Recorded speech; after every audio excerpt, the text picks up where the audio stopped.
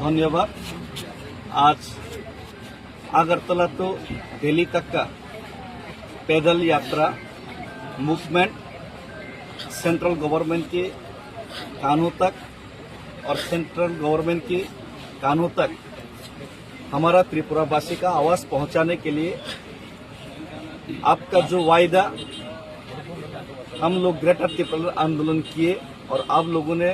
Tripura accord देने का वायदा किया और एकॉर्ड भी किया और 6 महीने के अंदर आप लोग जो इम्प्लीमेंटेशन करने का जो वायदा वो 18 महीना बीतने के बाद भी आप लोगों ने पूरा नहीं किया और आप लोग शायद भूल गया। उसी चीज को आपको याद दिलाने के लिए त्रिपुरा में त्रिपुरा भी है एक कौम, एक जाति जो कि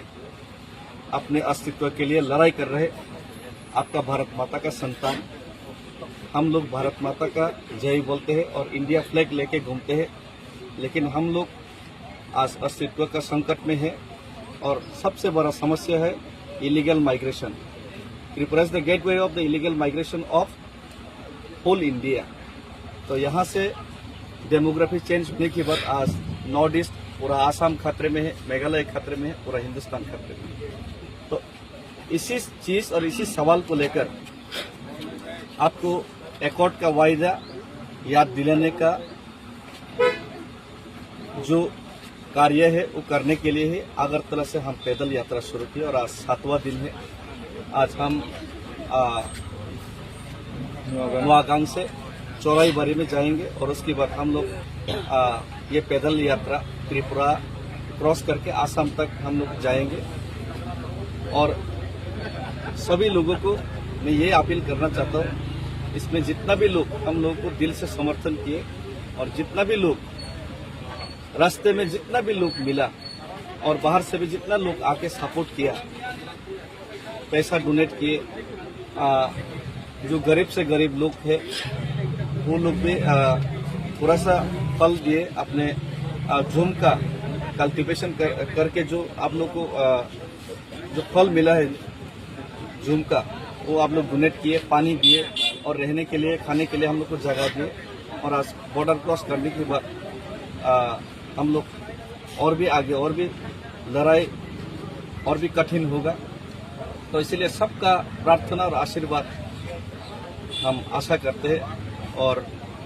हमें लगता है कि सरकार को इतना त्रिपुरा का